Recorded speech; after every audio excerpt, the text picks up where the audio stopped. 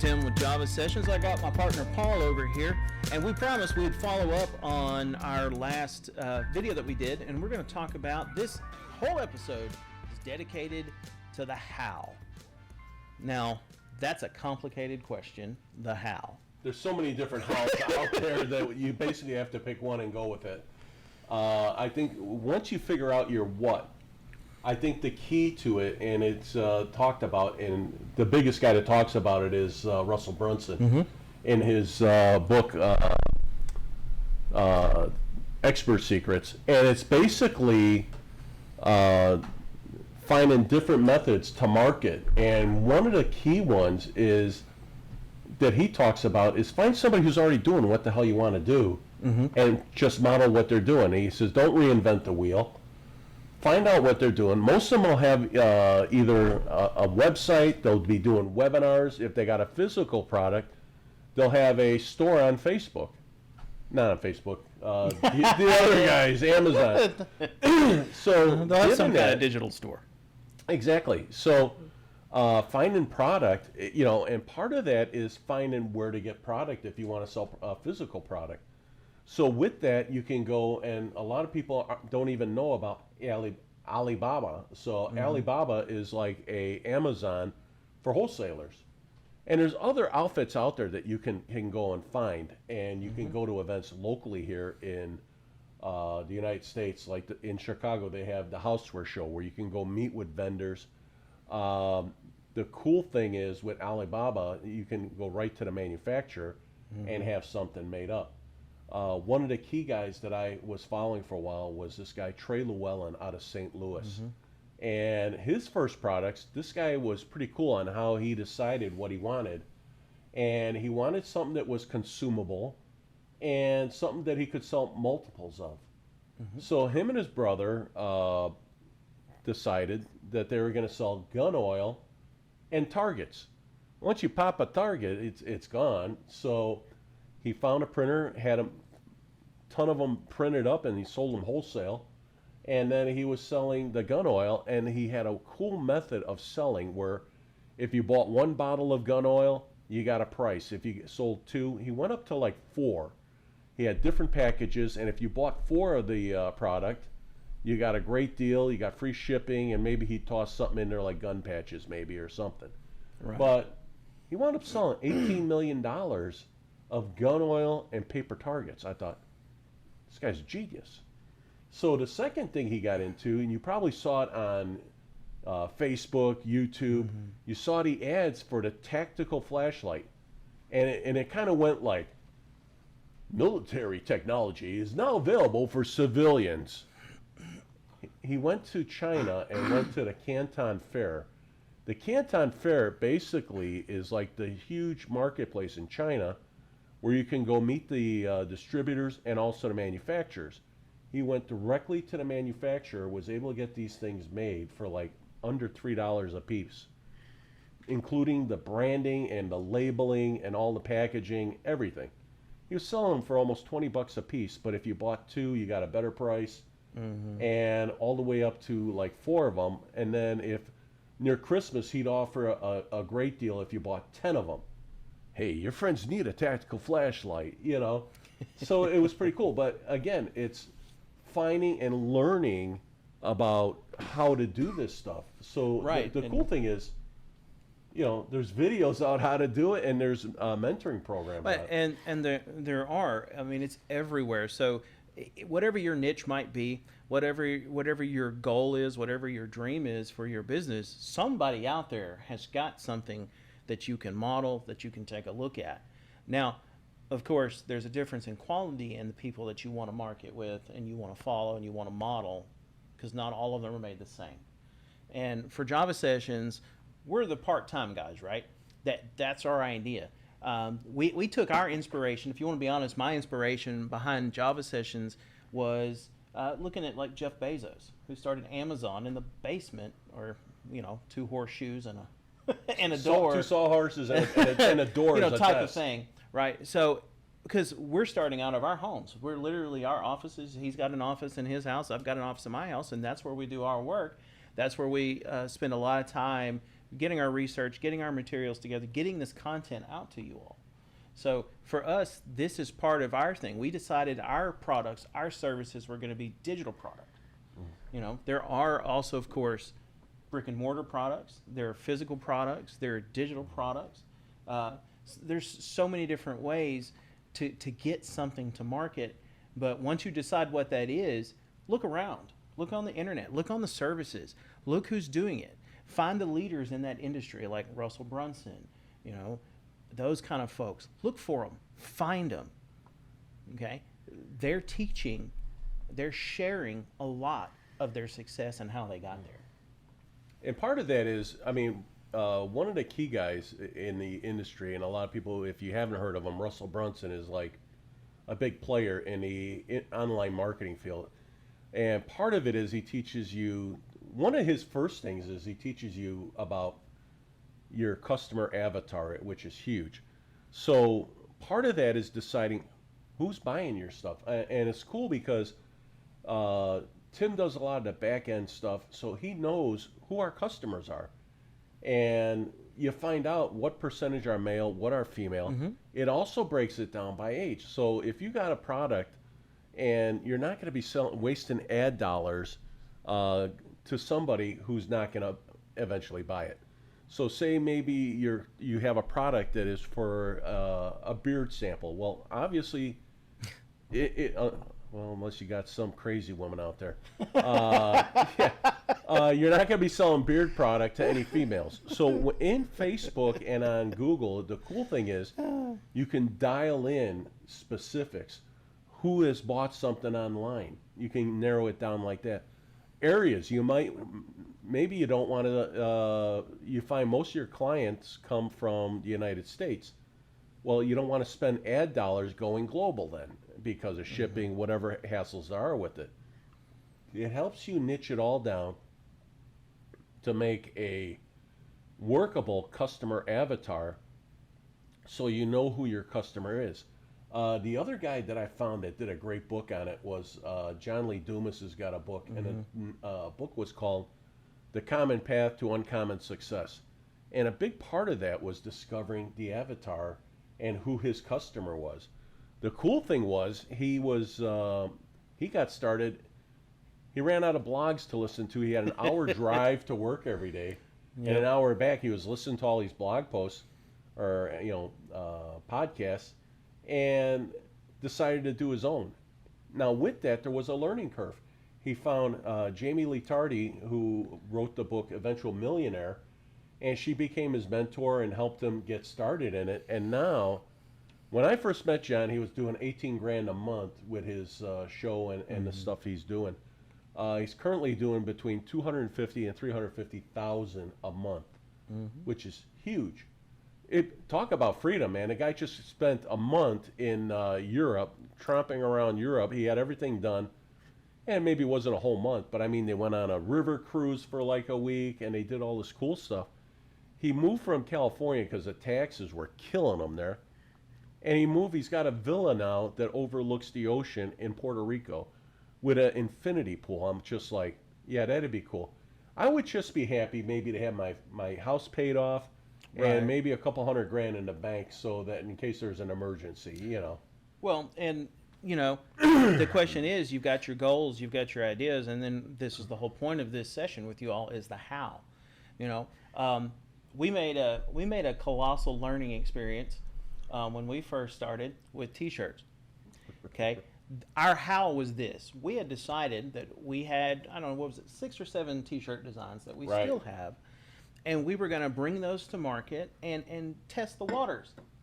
Well, our water test looked more like an implosion. I mean, the HMS T-shirt boat was at the dock and went about 6 feet and went kaboom, primarily because in the market we were trying to get into at the time, we couldn't find suppliers for the T-shirts. And when we did find a supplier for the T-shirts to make the designs, it took 4 to 6 weeks minimum to get them to our customers. And that was just a colossal hole in the side of the ship, bailing water that didn't work. So we had to shelve that.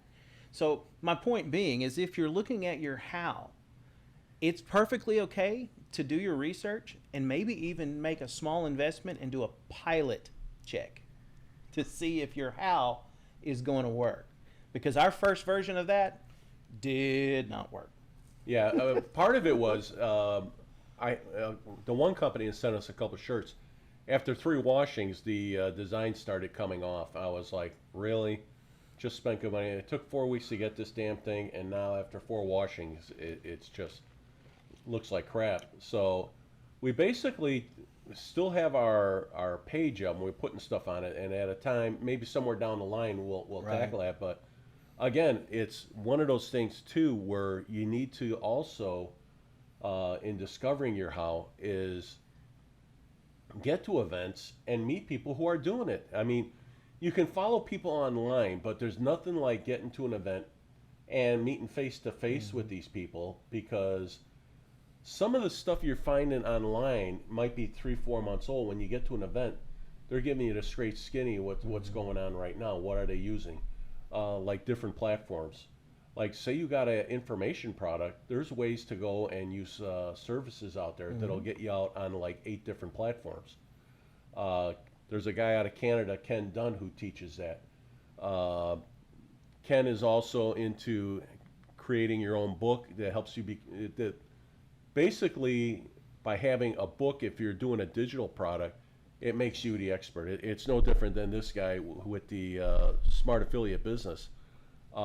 He's now recognized, all right, the guy's got a physical book, and he's an expert in the field. He's also got testimonials. So along with that, though, when you go to an event, like, I'm fortunate that I'm usually on the staff at Podcast Movement. Podcast Movement is where, if you're thinking about doing a podcast, you go there because there's 3,000 international podcasters in one place, and 95% of them are cool people, and they're very helpful. They also have separate sessions on what's working for them, and that's how they pick them at Podcast Movement, who to talk at these things. There's also a separate show, I think is it Vid Summit or VidCon? Vid Summit, where they teach you how to monetize video. That's all they do. They teach you how to monetize video, and they got like 20 speakers there. Each one who speaks there is a millionaire, and in their niche, the one guy, Ron Douglas, originally did books, and it was he made his original millions on copycat recipes. He had like 4 or 5 books. He became a multimillionaire with that, and now he's branched out into other things and real estate investing and stuff, which was probably a lot less labor intensive than putting together a book and testing all the recipes. But when you're with these people, they've made millions, and they want to bring people up. And that's the other thing. When you meet these people, most of them want to help you. I mean, it's not like they tell you, hey, get the hell out of here, kid. Most of them will give you, a few minutes of time, and some will be interviewed. And we're hoping to bring those to you here, by the way, on Java Sessions. We're going to start interviewing people who are doing it, and that's a key. Right. The other key is you need to become a student. I mean, Tim and I, didn't just wake up and become, like, hey, I know everything there is to know about internet marketing. Didn't happen that way. We followed like Brunson. He's got a series of books out: Expert Secrets, Traffic Secrets, and .com Secrets.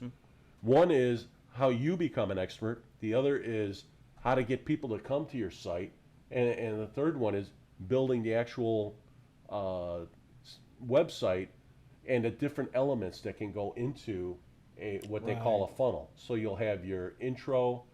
It'll give you like an email sequence of stuff, so you can do your sell, your upsell, maybe a downsell, a thank you page, and it brings you through that whole thing, and it becomes more fluid and easier for people, and easier for you to make money.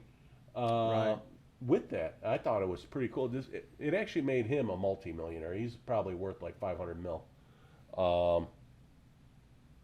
What's your thoughts on that? Well, I sit here and having kind of worked on the technical side of it, we, on one sense, for Java Sessions, for what we do and the services we bring and the knowledge we bring, I've spent almost 28 years on the technical side of computers, IT, TV, telecom. all kinds of aspects. So I get to see a lot of these products being developed. The technical side that makes a ClickFunnels work, that makes a website function. And from my side of the equation, I'm going, okay, how can I use all this? Like, what can I do with this? From Paul's side, which I always thought was funny, is like, can we do this? How does that work? The other thing is, I'm cool is, like I said, I was very fortunate that I both went to a lot of events, but I was also fortunate enough to work at an exposition hall as the fire marshal. So I got into like hundreds of events for free and got to talk with all these guys. I was also a fire marshal in my town and in two towns, and I got to interview 5,000 business owners, and I found it to be fascinating to find out. The best one was the guy who had a liberal arts degree and went to work at this company, wound up buying out the company, and in talking with him, I go, "How did you get into this?" He goes, "Well, it's funny. I was in college, I needed money, and I took this job, and I wound up staying and eventually buying the company." I go, "So that liberal arts degree isn't doing you a lot of good, right?" He goes, "No, it just, it was good to get around people, and you get experience going to college, Yep. basically." Right, and that was my point on the how with my background is that if you're looking to start your part-time business, look for the people around you, friends, coworkers, or in our case, Paul and I's case, was a random visit at McDonald's, as it were, when we met. I brought a set of skill sets that Paul didn't have. Paul brings a set of skill sets that I don't have. So this complementary relationship that we've built has worked well, and it's now beginning to pay off for us after a couple of years of work. We're just now beginning to kind of hit that hump. We're on our way with our Java sessions, with what we're doing. And look around you, pay attention to those things around you. You never know when you're going to meet that person, when you're going to see or run into someone that can help you take your vision and make it a reality.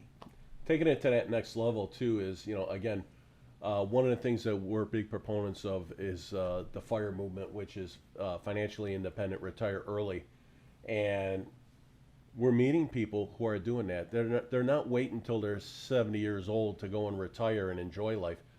These are people who want a business so that they can go and enjoy life now. They want to make money. They want to be debt free.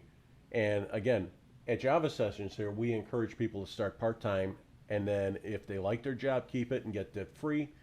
If your job sucks, scale your business and get the hell out and go on your own.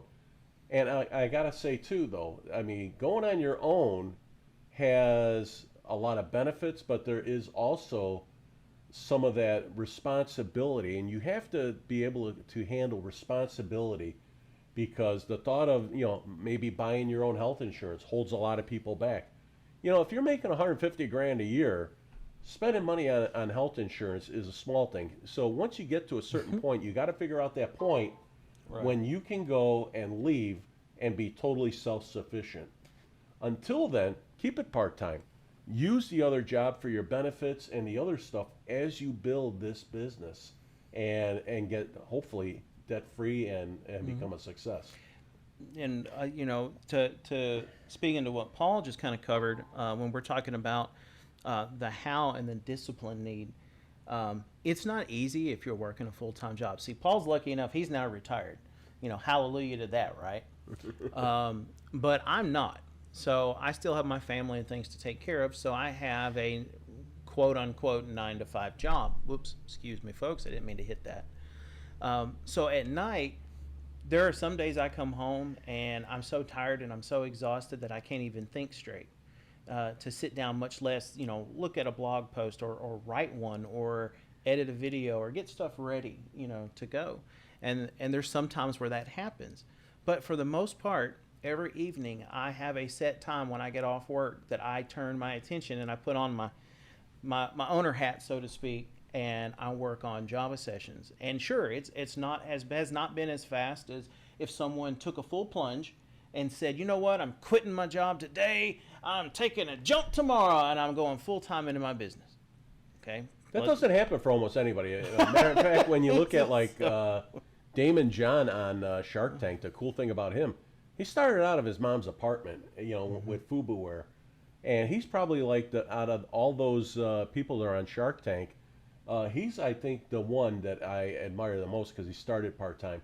The other guy, I like Mark Cuban because he scaled, and there's a lot of good stuff that comes out of him.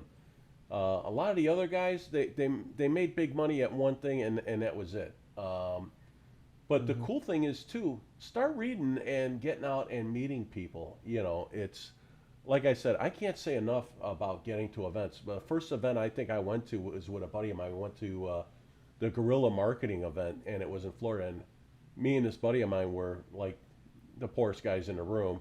Everybody else, but you got to get around these people that you want to be like. And from that, we went on the marketers cruise that they do every year, and it was 450 international marketers. And these people were amazing because they're all sharing. We're all coming together to share ideas, learn, and make no bones about it. Some of them were there pitching their line of stuff Right. as coaches and mentors, and maybe they got their own event.